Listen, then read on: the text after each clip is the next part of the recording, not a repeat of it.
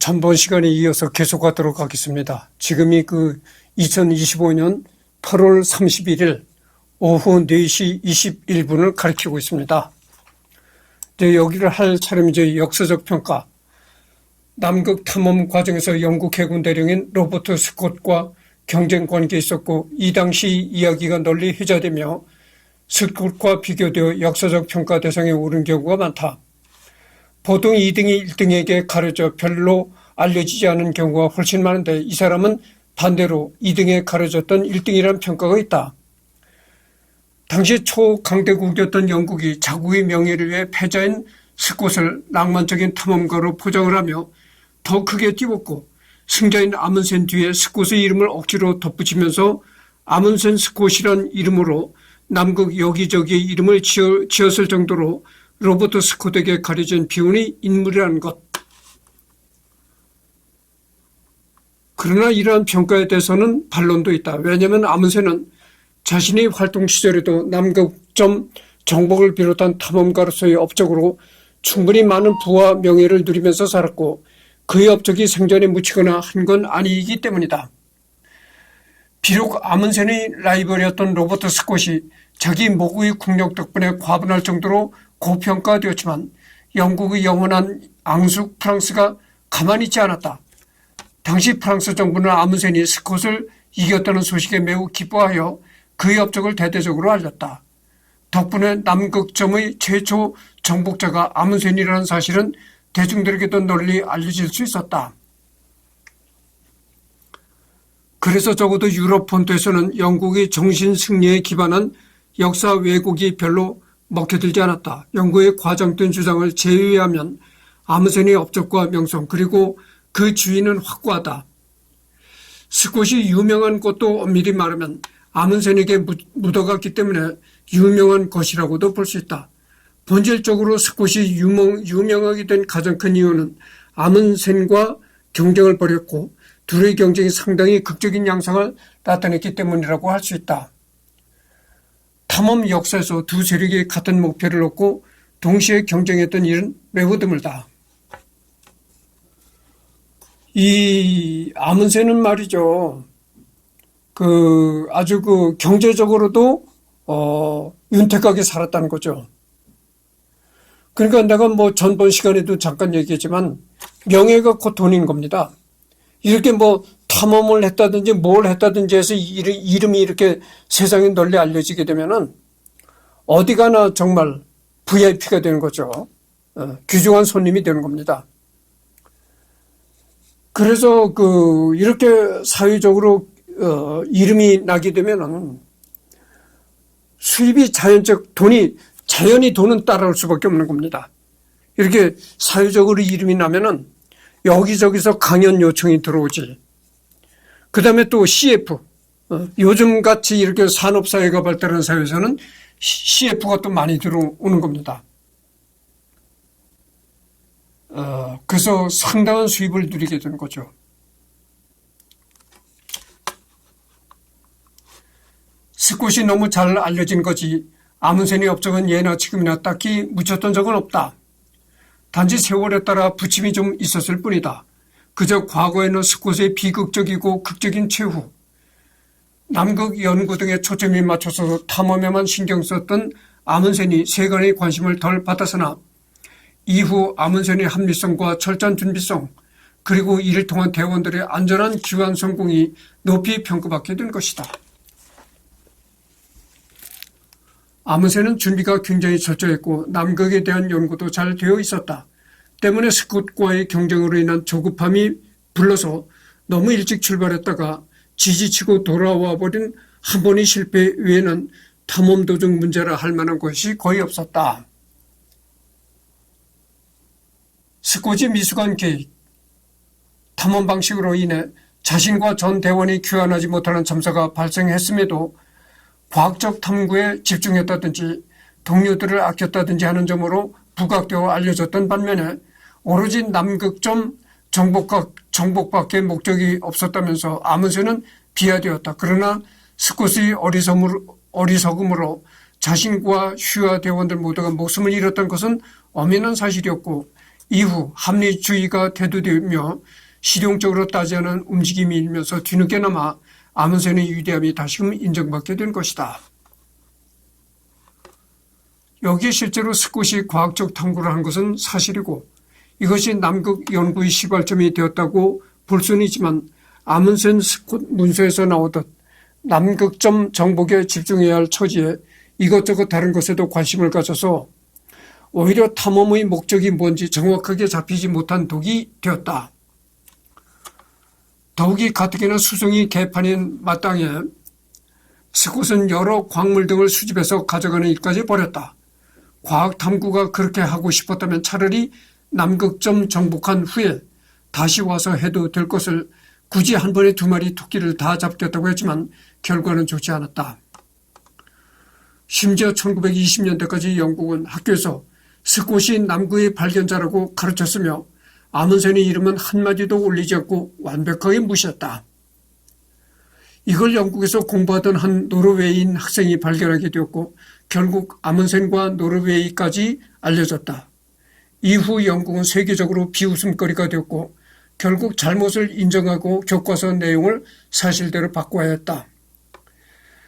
오히려 아문센과 어깨를 나란히 해야 할 영국 탐험가는 어니스트 세클턴으로 그는 비록 남극 정복에 실패했지만 그는 마치 신이 사람을 일부러 죽이기 위해 만든 듯한 환경을 뚫고 팀원 및 미립한 인원까지 전원 무사 귀환시킨 것.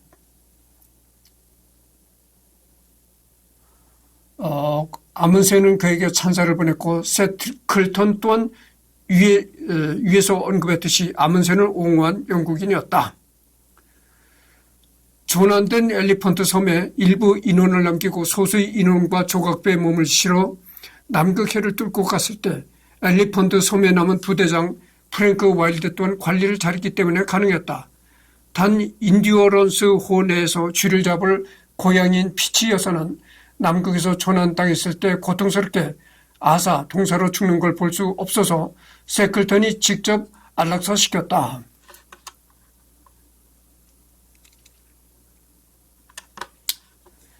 로버트 피어리 북극점 정복이 허위로 밝혀지고 리처드 버드의 탐험도 의심받으면서 아문센이 북극점을 정복했다는 견해가 지배적으로 여겨지게 되었다. 이렇게 아문센은 평생의 한이었던 북극점 정복을 사후에나마 인정받았고 양극점 최초 정복이라는 불멸의 업적을 달성한 탐험가로 인정받게 되었다.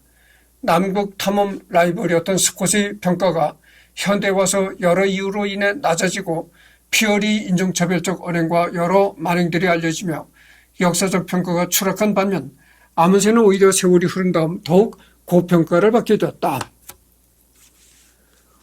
그래서 스콧이나 이런 사람들, 그런 사람들은 거짓된 행동이 많았고, 그렇기 때문에 세월이 흐를수록 그런 사람들이 평가가 낮아졌는데 비해서 아문센은 세월이 흘러갈수록 고평가가 되었다. 이런 얘기입니다. 아문센은 남극점뿐만이 아니고 북극점까지도 이제 정복한 사람이잖아요. 남극점과 북극점을 동시에 정복한 사람이 아문센이다. 그렇죠. 잠깐만요.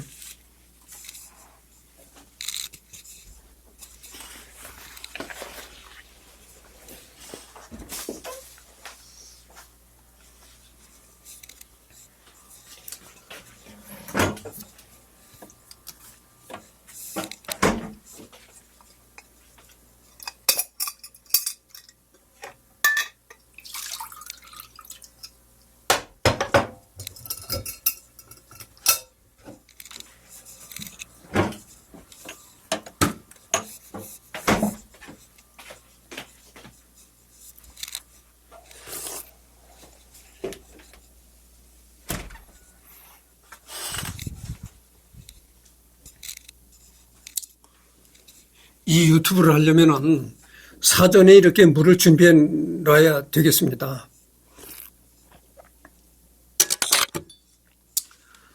여담. 킹 윌리엄스 섬의 조우 헤이븐에 아문센의 후손이라 주장하는 혼혈 이누이트들이 나타났다. 아문센이 북서항로 탐험 때 만든 아이의 아들이라고 했는데 YDNA 분석 결과 부계가 아문센과는 관계가 없는 것으로 밝혀졌다. 아문센이 아닌 함께 간 대원 중 한 사람이었을 것으로 추정된다. 모든 이누이트는 아니지만 일부 이누이트 사회에서는 손님이 찾아오면 극진한 대접과 더불어 아내를 들여보내기도 하는데 이 과정에서 태어난 아이들도 아이들로 보인다. 좁은 공동체 사회에서 근친상간을 막기 위해 외부의 혈통을 들여오는 것은 전 세계적으로 보면 생각보다 흔히 나타나는 현상이다. 그리고 아문센에게 애인은 있었으나 결혼을 하지 않아 자식은 없었고 가족도 형님들과 어머니, 애가와 아버지 친가의 일부 친척밖에 없었다. 그러니까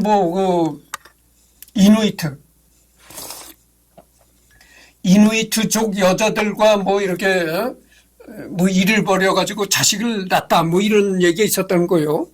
근데 그게 아문센이 난 자식이 아니고 아문센과 같이 이렇게 극점을 다녔던 그 대원 중에 한 사람이 그 이누이트 여성과 이렇게 관계를 맺어가지고 난 그 혼혈했다 이렇게 본다는 겁니다. 여기 보면은 그 아문센은 여기 나왔잖아요. 아문센은 결혼도 하지 않았다는 겁니다. 그러니까 나같이 이렇게 한평생 독신을 살다가 이제 죽은 거죠. 결혼을 하지 않아 자식도 없었고 가족도 형님들과 어머니 외가와 아버지 친가의 일부 친척밖에 없었다. 그러니까 가족은 어렸을 때 커나던 형제간뿐이 없었는데 그렇잖아요. 어렸을 때 커날 때는 형제도 가족이지만은 이미 나이 들어서 이렇게 나이가 들게 되면요. 형제들도 각각 결혼해서 이렇게 살 거 아니에요. 그러니까 멀어질 수밖에 없다 그죠. 자기 가족이 없으면 멀어질 수밖에 없는 거예요. 이미 부모들은 나이가 연로해서 이제 다 저 세상을 떠났고, 그러니까 가족이 없었다 그죠. 아문센은.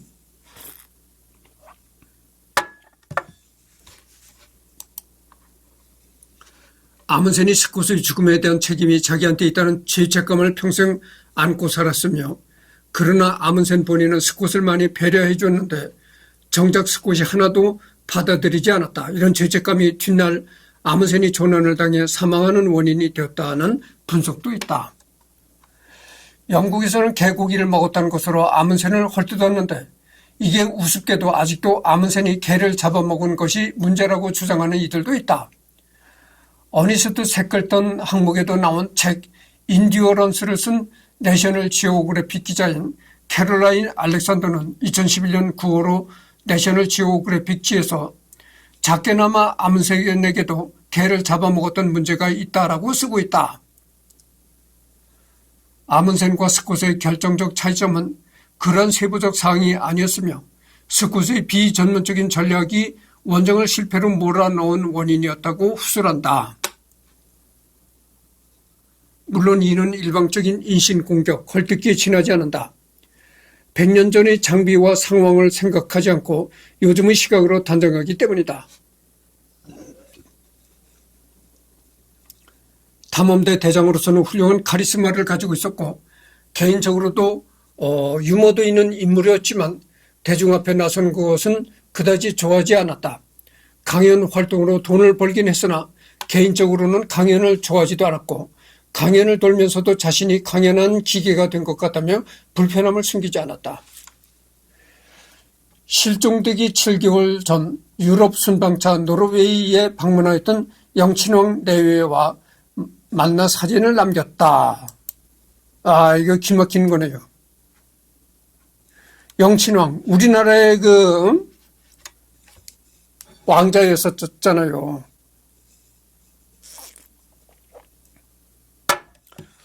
이 사람이 이제 고종 임금과 엄비 사이에 태어난 아들입니다. 고종 임금의 정식 부인이 민비였었잖아요. 민씨. 근데 그 민씨 말고 고종 민씨는 나중에 그 을미사변으로 인해서 죽었잖아요. 그 을미사변으로 인해서 민비가 죽은 후에 그 엄씨라는 여자가 뭘 했던 여자냐면은 궁궐에서 궁녀 생활을 했던 여자입니다. 궁녀 생활을 했던 여자인데 이제 고종 임금이 민비가 죽었으니까 이 궁녀들 중에서 이제 엄씨 여자를 택한 거야.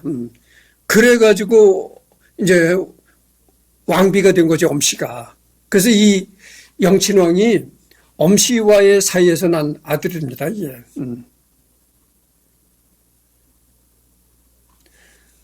근데 이 사람이 이제 볼모로 일본에 끌려갔죠. 일본에 끌려가가지고 이방자 여사와 정략 결혼을 하게 되는 겁니다. 근데 이 사람이 여기 사진에도 보겠지만 이 영친왕이 키가 작았어요. 근데 이제 보면은 고종도 뭐 아주 큰 사람은 아니었지만 그 고종의 부인 엄비라고 했잖아요. 엄비 두 번째 부인이죠. 그러니까 민비가 죽은 다음에 엄비를 데렸는데 그 엄비라는 여자가 키가 작았어요. 그리고 어머니를 닮았는지 하여튼 이렇게 이 영친왕이 키가 작았죠. 그러니까 이 영친왕 말고 순종이라고 있습니다. 순종 우리나라의 제일 마지막 왕인데 순종은 누구의 아들이었었냐면은 민비의 아들이었어요. 민비. 그러니까 그 고종 임금의 본처의 아들이었고 순종은 고종 임금의 본처의 아들이었고 이 영친왕은 두 번째 부인한테서 난 아들이었다고 그러죠.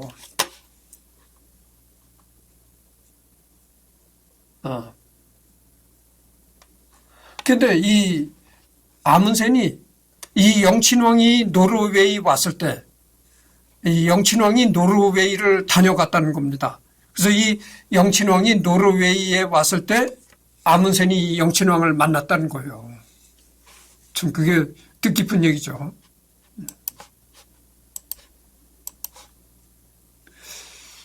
그러니까 보세요. 그러니까 이 영친왕이 얼마나 귀족인가 알 수 있잖아요. 아니 고종 임금의 아들이니까 얼마나 귀족입니까? 좀 왕손이죠. 왕손이니까 참 귀족 중에서도 귀족이라고 할 수 있는데 그때 당시 조선의 평민들은 말이죠.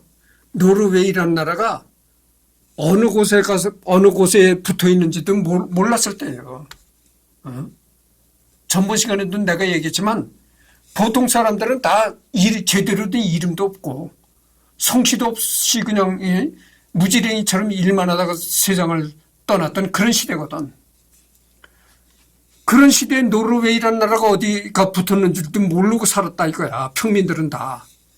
근데 벌써 이 왕손이니까 이 사람은 노르웨이까지 갔다 온 겁니다. 이제 얼마나 귀족인가 우리가 알 수가 있는 거죠.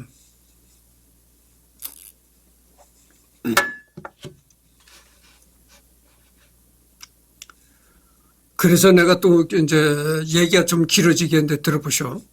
우리 집에 예전부터 우리 집에 고향집에 가보면은 아주 예전에는 이 창호지에다 붓글씨를 써가지고 이렇게 책을 만들었잖아요. 근데 그 창호지로 만든 책이 아주 때가 꼬질꼬질하게 묻었어. 정말 오래된 고소처럼.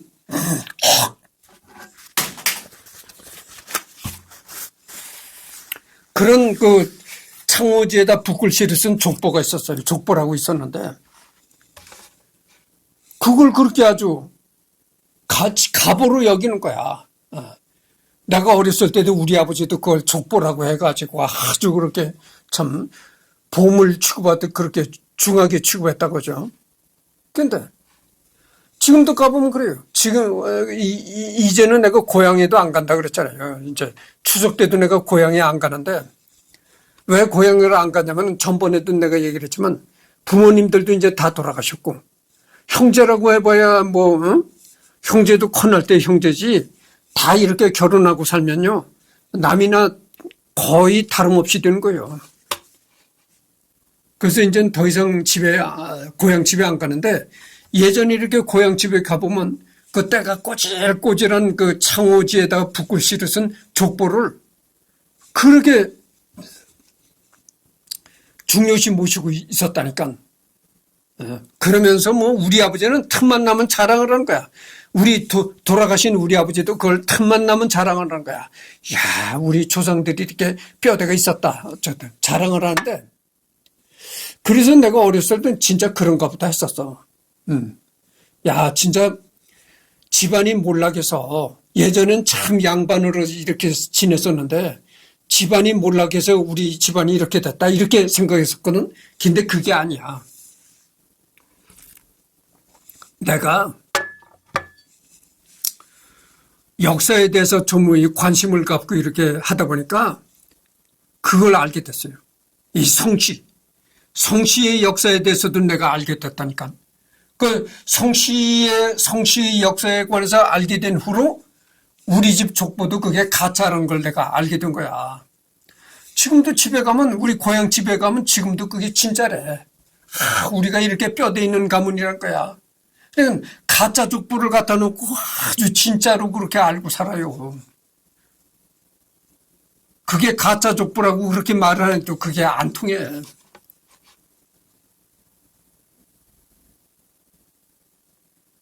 그래서 한 번은 그게 전부 다 한문으로 기록된 족보거든. 그래서 그거를 또 한글로 이렇게 번역이랄까 뭐 해가지고서는 한글 족보라고 해가지고 내가 또 CD에 담아서 고향집에다 보냈거든. 보냈는데 어느 날 내가 전화를 했어, 집에다가. 그건 내가 예전에 보냈던 한글 족보라는 거 그걸 버려라. 그게 다 가짜다. 내가 그런 얘기를 했어요. 그런데 그래도 그걸 가짜라고 생각하지 않아. 죽을 때까지도 그게 가짜를 갖다가 진짜로 알고 사는 거야. 근데 이 시간에 내가 분명히 얘기를 하는데, 우리나라의 족보가 거의 90%가 다 가짜입니다. 내가 얘기를 했잖아요. 역사적으로 제대로 된 성과 이름을 가졌던 그 사람은 이 왕족이나, 그렇지 않으면 아주 양반 계층, 그런 계층이나 제대로 된 이름과 성을 가지고 살았지.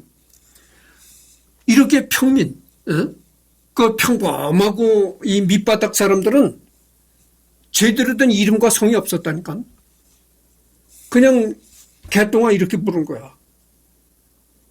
쇠똥아 이렇게 부른 거야. 그 평민들은 성과 이름이 없었다는 게 왜 나오냐면은, 그 증거가 어디서 나오냐면은, 여러분들 그 수원에 그 성곽 있잖아요.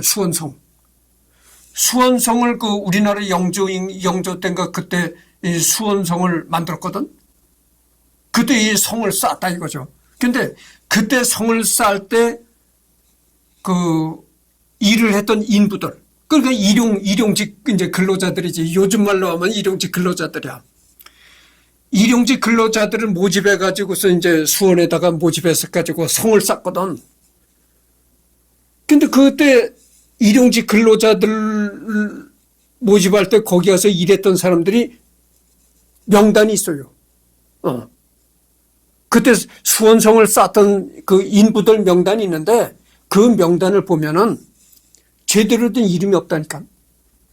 뭐 박아무개, 김아무개, 뭐 이아무개 이렇게 적힌 것이 아니고, 뭐라고 적혔냐면은 아무개 키 큰 애,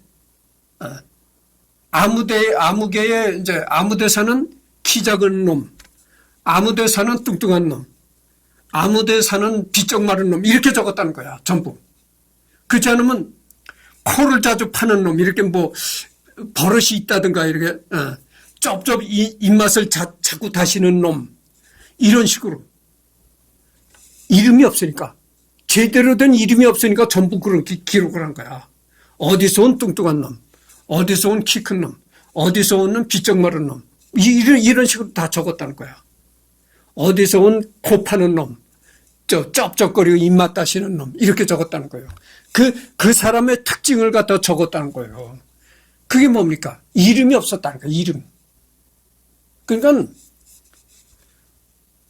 이렇게 개도 새도 막말로 전부 개나 소나 이렇게 이름을 갖게 된 것은 언제부터였냐면은 조선 아주 말기 중에 말기에서 일제 식민지로 넘어가는 과정에서 누구나가 다 이름과 성을 갖는 시대를 맞이한 거예요.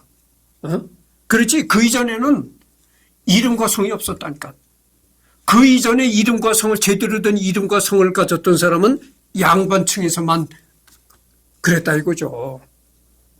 내가 또다시 이 얘기 이제 되풀이되는 얘기인데, 내가 어렸을 때 우리 고향에, 내가 아주 고향에서 커날 때 어렸을 때야, 우리 마을에 그 나이 많은 할머니가 하나 있었어.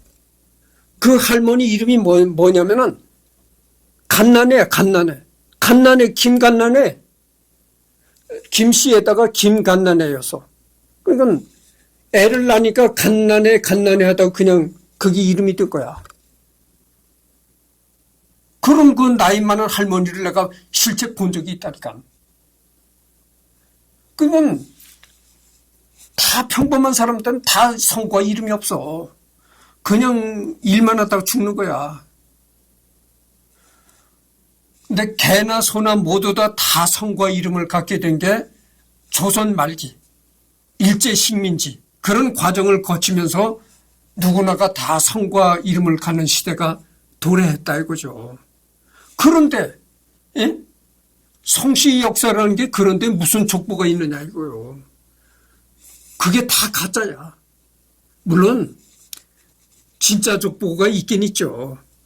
아주 없다는 얘기는 아닌데 90% 이상이 가짜라니까. 진짜 족보가 어디 있어요? 진짜 족보가. 여러분 진짜 족보가 있다 하더라도 진짜 족보가 있을 수가 없다는 게 내가 이 성씨 역사에 관해서 얘기를 했잖아요. 그것뿐만이 아니고 진짜 족보가 없을 수밖에 없는 게 우리나라가 얼마나 예전서부터 그 전쟁을 많이 만났습니까? 수많은 환란을 만났잖아요.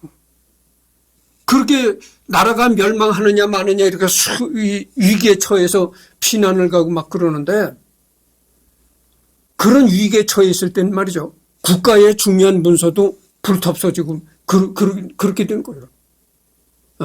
국가의 중요한 문서도 불타없어지거나 이렇게 되는 판국인데 개인 가정집의 족보야 그가해지고 없어지고 분실되고 이게 당연한 거지. 진짜 족보가 어떻게 남아있을 수가 있겠어요. 생각을 해보시오. 죽느냐 사느냐 나라가 망하느냐 흥하느냐 그렇게 야단법석을 떠는데 개인 국가 문서도 제대로 보관하기 어려운데 개인 족보가 그게 남아날 리가 있겠어요. 거의 없다니까.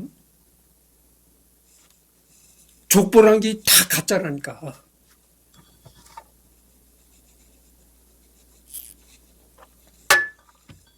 우리 집안에 그 가짜 족보를 갖다가 지금도 고향에 가면 아주 진짜로 알고 그렇게 산다고 내가 얘기를 했잖아요. 그래서 내가 그 우리 집 족보를 갖다가 이렇게 보니까 첫머리에 어떤 게 나왔냐면은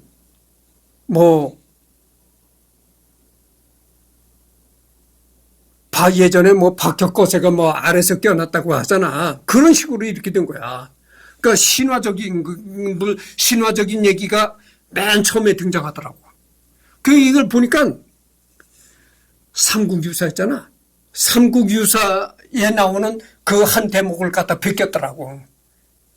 그러니까 삼국유사에 나오는 한 대목을 갖다 그대로 베끼고 그 다음서부터 이씨 아무개고 이렇게 이름이 적혀 있더라니까. 그게 가짜예요. 가짜다. 그래서 내가 이 시간에 분명히 얘기한 게 그거야.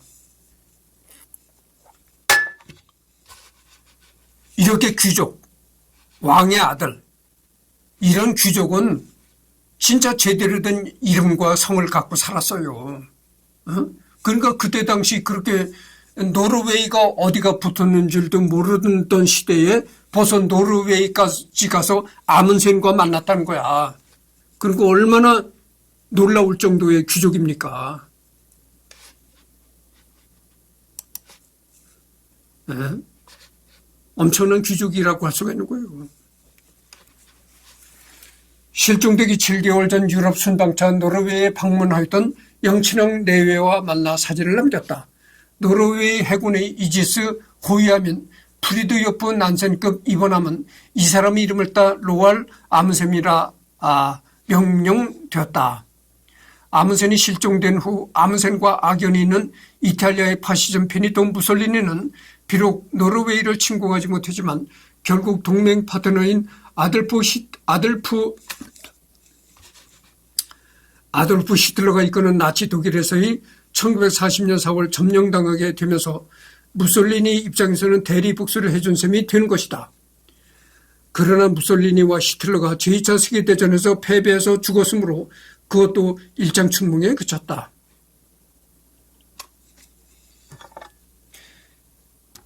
베니토 무솔리니도 이게 독재자라고 했잖아요. 이거는 파시즘, 파쇼 독재를 했던 놈이라고 해요. 무솔리니가. 그래서 뭐 여기 보면은 하여튼 나무의 귀 리딩은 다 끝났습니다.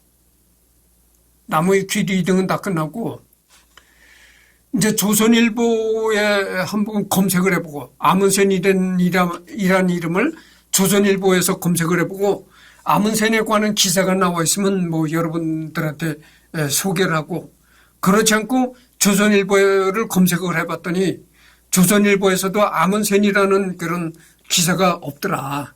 그러면은 다른 사람을 선정해서 하도록 하겠습니다.